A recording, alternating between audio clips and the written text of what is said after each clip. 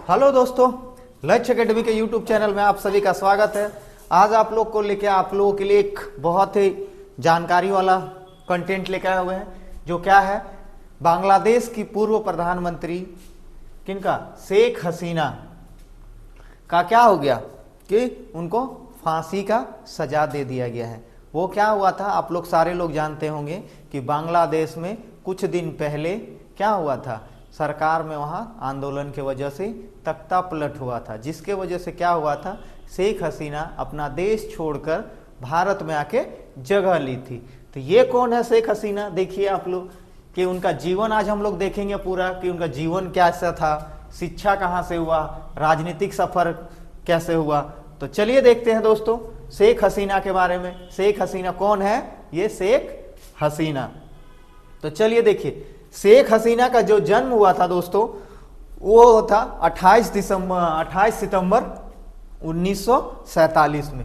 ये क्या हुआ था, इनका जो जन्म हुआ था भारत के आजाद होने के बाद पैदा हुई थी। ठीक है, कब हुई थी, भारत का पैदा होने के बाद हुआ था। कब हुआ था, इनका जन्म जो हुआ था 28 सितंबर 1947 में हुआ था।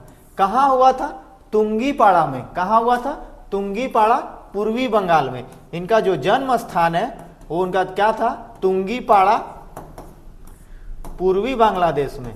कहाँ हुआ था, पूर्वी बांग्लादेश में। और ये क्या था कि एक सम्मानित राजनीतिक परिवार से थी। क्या थी ये, एक सम्मानित राजनीतिक परिवार, यानी कि इनका जो खानदान जो था वो क्या था, राजनीति में बहुत अच्छा पद पे था। ठीक है, उनके पिता शेख मुजीबुर रहमान।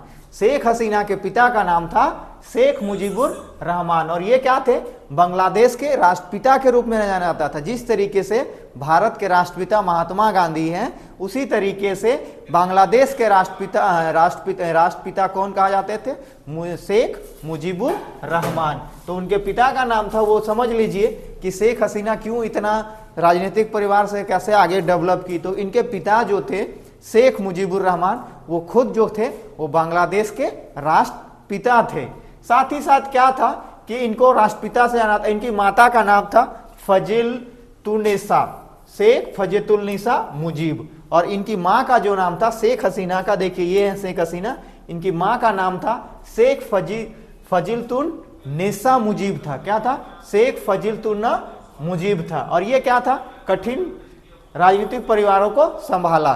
साथ ही साथ ये क्या था कि इनकी माँ जो थी वो क्या है, फैमिली को संभाली। बचपन से ही हसीना को राजनीतिक तनावरण देखना पड़ा। जब समझ लीजिए कि उनके पिता राष्ट्रपिता थे बांग्लादेश के, तो राजनीति में किस तरीके से उनका रहता होगा। तो ये क्या था कि आपका वातावरण देखा, क्योंकि उनके पिता क्या थे, बांग्लादेश के अधिकारों के संघर्ष कर रहे थे। उस समय क्या था कि बांग्लादेश तो पहले पाकिस्तान के साथ, पाकिस्तान से था, तो पाकिस्तान के साथ अलग होने के बाद ही ना हुआ था।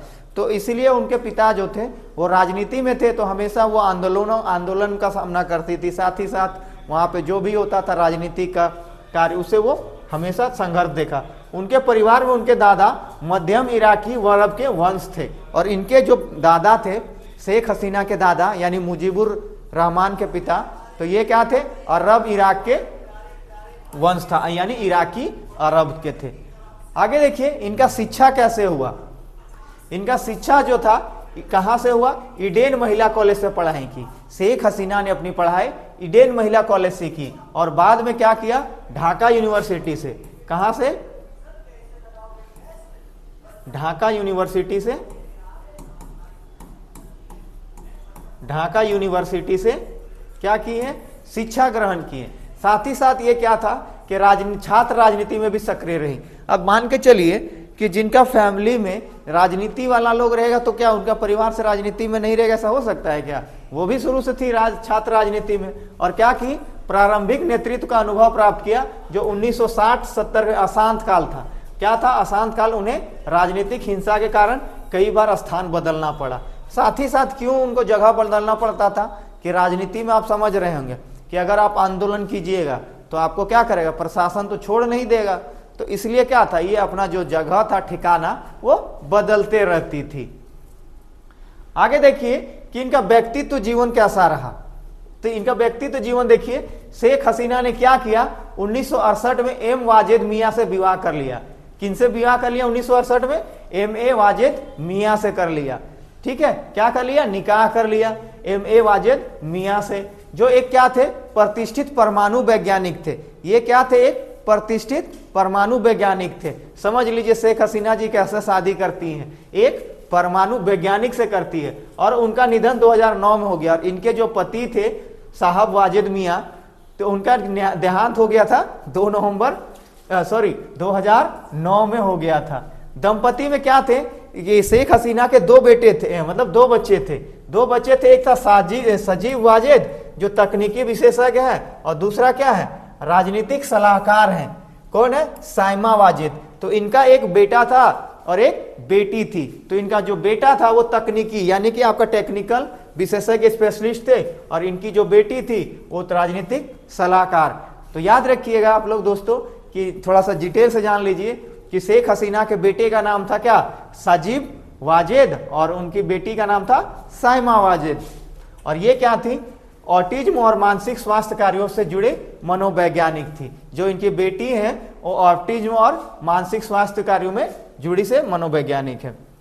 आगे देखिए इनका राजनीतिक यात्रा कि कैसे कैसे राजनीति में, आप लोग को बता चुके हैं कि ये छात्र राजनीति से ही बहुत एक्टिव थी। तो देखिए राजनीति, इनका पहली बार कब बनी प्रधानमंत्री, इनका जो पहला कार्यकाल था 1996 से 2001 के बीच में थी। मतलब हसीना जो थी, शेख हसीना पहली बार 1996 में बांग्लादेश की प्रधानमंत्री बनी थी, और साथ ही साथ वो पहली नेता थी जिन्होंने पूरा 5 साल अपना शासन किया था। कितना साल, पूरा 5 साल। साथ ही साथ इस दौरान उन्होंने भारत के साथ गंगा जल संधि बंटवारा पर हस्ताक्षर किया, जो भारत और बांग्लादेश के बीच में हमेशा एक मुद्दा बना रहता था। क्या, भारत और गंगा जल बंटवारा का, भारत मतलब गंगा जल बंटवारा भारत के साथ किसका चलता रहता था, बांग्लादेश का। इनका दूसरा कार्यकाल था 2009 से 2014।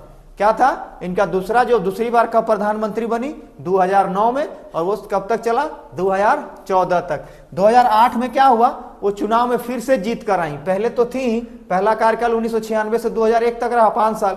फिर दूसरा कार्यकाल में क्या हुआ कि वो फिर से चुनाव जीत कर आई। इस दौरान उन्होंने क्या किया, आईसीटी का स्थापना किया, और यही आईसीटी लोग इसके लिए भारी पड़ गया। ये जो अंतर्राष्ट्रीय अपराध न्यायाधिकरण बनाई है, कब बनाई थी, 1971 के अपराधों की जांच के लिए बनाई। और यही जो कोर्ट है ये इसको क्या किया, यही कोर्ट है इसको फांसी का सजा सुना दिया। और फांसी का सजा सुनाने के बाद ही नहीं, ये क्या किया, भारत वाले जो रहे, भारत का साथ एक संधि है, जिसमें क्या संधि है कि भारत और बांग्लादेश में जो भी कैदी हैं या आपराधिक मामलों के जो अपराधी हैं उनका क्या करना है, प्रत्यारोपण करना है। यानी अगर बांग्लादेश के अगर अपराध वाले इंसान इंडिया में हैं और इंडिया वाले बांग्लादेश में हैं तो एक के बदले एक दे सकते हैं। तो उसी के लिए क्या हुआ कि जैसे ही इसका आईसीटी हुआ, आईसीटी कोर्ट से इसको फांसी का सजा दिया गया शेख हसीना जी को, वैसे ही क्या किया गया कि बांग्लादेश के सरकार में अभी कौन है, मोहम्मद यूनिस है। क्योंकि आप लोगों को पता है कि अभी कुछ दिनों पहले क्या हुआ था कि वहां पे तख्ता पलट हो गया था। वहां पे इतना आंदोलन हुआ था, छात्र आंदोलन, कि उनको देश छोड़ के भागना पड़ा। और देश छोड़ के कहा, भारत में आके शरण ले ली है। अब शरण लिए तो भाई, तो अब इसको तो फांसी का सजा बांग्लादेश में हो गया, तो अब ये क्या करेगी। तो ये बेचारी तो सोच रही है, ये तो सबसे पहले अपना जो प्रेस कॉन्फ्रेंस दी उसमें बोल दी कि हम ये जो सरकार जो चल रहा है, ये जो आईसीटी चल रहा है, ये तो बिना चुनाव किए हुए है, यानी कि बीच में ही कोई सरकार बना लिया है मोहम्मद यूनिस के द्वारा, तो उससे क्या है, हम सजा को नहीं मानते। और ये जो आप देख रहे हैं ना दोस्तों, आईसीटी अंतर्राष्ट्रीय अपराध न्यायाधिकरण, तो ये अंतर्राष्ट्रीय नहीं है, ये क्या है, बांग्लादेश के लिए ही बनाया गया है, जिसमें आपका ये अब क्या सोची है कि अब ये इंटरनेशनल कोर्ट में जाके, अंतर्राष्ट्रीय न्यायालय में जाके अपील करेगी अपना। और हाँ, ये फांसी का सजा इसको मिला है, तो उसमें भी एक शर्त है कि ये अगर 1 महीना में अपील करती है तो कुछ हो सकता है, लेकिन अपील क्या बाहर रह के नहीं कर सकती है, इसको बांग्लादेश का ही कोर्ट आईसीटी में ही जाके इसको अपील करना होगा, बाहर से अपील नहीं कर सकती है। तो चलिए आगे देखिए, ये जो तीसरा कार्यकाल कब रहा, फिर से बनी ये 14 से 19 तक, जिसमें क्या हुआ, 2014 में फिर से जीत कर आई। और क्या हुआ, हालांकि चुनाव में हिंसा और विवादों की रिपोर्ट भी आई थी। जो ये इनका तीसरा कार्यकाल था उसमें क्या था कि चुनाव में हिंसा और विवाद दोनों का आया था। चौथा कार्यकाल देखिए, 2019 से 24 तक। ये भी इस बार भी भारी जीत के साथ क्या आई, सत्ता में आए और राजनीतिक तनाव बढ़ता गया। 5 अगस्त को क्या हुआ था कि आप लोग को बताएं जो कि 5 अगस्त 2024 को तीव्र छात्र आंदोलन किया गया। क्या किया गया, सोच लीजिए कि छात्रों में कितना पावर होता है कि छात्र आंदोलन से क्या हुआ, देश की जो प्रधानमंत्री है पीएम शेख हसीना, वो क्या की, देश छोड़ के भागने पे उसको मजबूर हो गई, अपना क्या की, इस्तीफा दी और देश छोड़ के चली गई। कहां चली गई, भारत में जाके शरण ले ली। तो देख लीजिए दोस्तों, इसलिए आप लोग पढ़िए और तैयार रहिए। आगे देखिए कि इनका किस तरीके से त्रासदी हुआ और किस तरीके से इनका निर्वासन हुआ, कि किस तरीके से इनको अपना देश छोड़ने पे मजबूर किया गया। तो क्या था कि जब 1975 में हसीना अपने पति के साथ पश्चिम जर्मनी में थी, तभी क्या हुआ था कि बांग्लादेश में तख्ता पलट हुआ था। जब 1975 में इनके पति क्या थे, आपको याद होगा, बताए थे अभी कि परमाणु वैज्ञानिक थे। तो क्या हुआ कि ये अपने पति के साथ पश्चिम जर्मनी में थी। उसी समय क्या हुआ था, बांग्लादेश में एक सैन्य तख्ता पलट हुआ था। इस हमले में क्या हुआ था कि इनके परिवार के सब लोग का खून हो गया था, यानी हत्या हो गया था, जिसमें क्या था, इनके पिता, माता और अधिकांश परिवारजन, इनके मतलब शेख हसीना के माता पिता, शेख हसीना के पिता कौन थे, शेख मुजीबुर रहमान, तो उनका क्या हो गया था, हत्या हो गया था, उनकी माँ का हो गया था और उनका परिवार में बहुत लोग का हत्या कर दिया गया था। हसीना और उनकी बहन विदेश में होने के कारण बच गई। शेख हसीना की एक बहन है और शेख हसीना थी, वो विदेश में होने के कारण क्या हुआ कि वो बच गई। लेकिन क्या हुआ, हमले के बाद हसीना को नई दिल्ली भारत, फिर इस बार जब हमला हुआ, छात्र आंदोलन जब हुआ, तब क्या हुआ, हमला के बाद नई दिल्ली भारत राजनीतिक शरण मिला। ये वहीं रह रही हैं। अभी तो जो शेख हसीना है वो कहाँ रह रही है, भारत में शरण ली हुई दिल्ली में। जब 1981 में आवामी लीग के नेता नियुक्त होने के बाद उन्हें बांग्लादेश अनुमति मिलने की अनुमति नहीं मिल रही है। अब क्या हो रहा है कि अब बांग्लादेश उनको वापस लौटने का अनुमति नहीं मिल रहा है।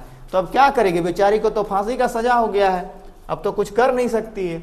आगे देखिए शेख हसीना को कितना जबरदस्त पुरस्कार मिला, वो भी जान लीजिए कि ऐसे भले बांग्लादेश के आदमी लोग इनका इज्जत अभी नहीं करते हैं, भले इनको फांसी का सजा दे दिया और वो क्या गैर संवैधानिक दे दिया गया है। तो देखिए कि इनको सबसे पहला क्या अवार्ड मिला था, 1998 में क्या मिला था, मदर टेरेसा अवार्ड मिला था। सोच लीजिए इस जो व्यक्तित्व कितनी धनी है कि मदर टेरेसा अवार्ड मिला है शेख हसीना को। दूसरा देखिए MK गांधी अवार्ड मिला है, क्या मिला है, MK मोहनचंद करमचंद गांधी अवार्ड मिला है, जो क्या है नॉर्वे से। आगे देखिए डॉक्टर इन लॉ मिला है, क्या मिला है 1999 में डॉक्टर ऑफ लॉ, कहां से मिला, ढाका विश्वविद्यालय से। 2000 में क्या मिला, पर्ल एस बक अवार्ड, क्या मिला, पर्ल एस बक अवार्ड। 2009 में क्या मिला, इंदिरा गांधी पुरस्कार, 2009 में क्या मिला, इंदिरा गांधी पुरस्कार। 2014 में क्या मिला, यूनेस्को पीस ट्री अवार्ड, क्या मिला, यूनेस्को पीस ट्री अवार्ड। और 2015 में क्या मिला, लाइफ टाइम अचीवमेंट अवार्ड। तो सोच लीजिए कि ये शेख हसीना जी हैं, इतने लंबे समय तक कार्यकाल में रही, राजनीति की, बांग्लादेश का इतना डेवलपमेंट की, इनके पिता को राष्ट्रपिता कहा जाता था और साथ ही साथ क्या इतने कुछ बांग्लादेश के लिए की। लेकिन आज इनको क्या है कि बिना आपका बिना इनके कोर्ट में उपस्थित हुए इनको फांसी का सजा दे दिया। तो अब भारत वाला क्या करेगा, हमको तो जहां तक लगता है कि भारत वाला इसको वापस नहीं भेजेगा, क्योंकि राजनीतिक शरण दे दिया है।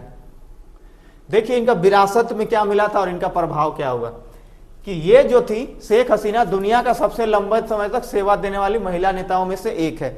महिला नेताओं के सोचिए इतना लंबा साल कार्यकाल प्रधानमंत्री लगातार बनते रही, 1996 से बनना शुरू की, सो अभी 2024 तक बनते रही। ये क्या की, देखिए क्या क्या इनका कार्यकाल रहा कि बांग्लादेश का अर्थव्यवस्था को मजबूत किए, शिक्षा, महिलाओं का सशक्तिकरण को बढ़ावा दिया, और ये क्या है कि एक महत्वपूर्ण शख्सियत बनी हुई। तो क्या है, शेख हसीना का इतना अच्छा कैरियर रहा, इतना अच्छा बांग्लादेश के लिए कि बांग्लादेश के महिलाओं को आगे बढ़ाया, बांग्लादेश में शिक्षा को आगे बढ़ाया, साथ ही साथ बहुत कुछ बांग्लादेश के लिए किया। फिर भी शेख हसीना को क्या मिला, फांसी का सजा मिल गया है। लेकिन ये क्या है कि अभी भी इनके पास वक्त है, ये अगर बांग्लादेश में जाके कोर्ट में अगर करती हैं अपील तो क्या होगा, इनको कुछ सुनवाई होगा, और नहीं तो फिर क्या होगा, मोहम्मद यूनुस साहब तो आपका जो अभी जो सरकार चल रहा है वो लोग तो इसके पीछे लगा ही हुआ है। लेकिन अब देखिए क्या होता है, तो अब आपका ये क्या होगा कि अगर भारत तो शरण दिया है, अगर ज़्यादा क्या होता, मोहम्मद यूनुस सरकार ने तो कल ही बता दिया कि आपको इनको भेजना है, प्रत्यारोपण करना है, लेकिन अब भारत सरकार क्या डिपेंड करता है भारत सरकार पे और इन पे डिपेंड करता है। ये तो अब क्या करेंगे कि आपका अंतर्राष्ट्रीय न्यायालय में जाके अपील दायर करेगी। चलिए दोस्तों, फिर से मिलेंगे आपका एक करंट अफेयर क्लास में जो आपके लिए बहुत ही जानकारी वाला नॉलेज के लिए होगा। तो आप लोग ये पूरे वीडियो को अच्छे से देखिए, कहीं पे स्किप नहीं कीजिएगा, नहीं तो आपका छूट जाएगा। इसलिए देख लीजिएगा कि शेख हसीना का पूरे किस तरीके से कैरियर रहा, उनका जीवन रहा, पूरा डिटेल है। तो स्किप कीजिएगा तो आपको समझ में नहीं आएगा। चलिए दोस्तों, लक्ष्य एकेडमी के चैनल में आप सभी का आने के लिए धन्यवाद। अगर आप चैनल में नए हैं तो चैनल को सब्सक्राइब कर लीजिएगा और बेल आइकन के बटन को ऑन कर लीजिएगा। साथ ही साथ अगर आपको ये वीडियो महत्वपूर्ण वीडियो अच्छा लगा तो आप अपने दोस्तों में शेयर कीजिए, अपने फैमिली वालों में शेयर कीजिए कि इतना अच्छा कार्य करने के बाद भी इंसान को क्या मिला, फांसी का सजा मिला। तो चलिए दोस्तों, धन्यवाद आप सभी का। फिर मिलेंगे आप लोग को एक नए वीडियो के साथ। धन्यवाद दोस्तों।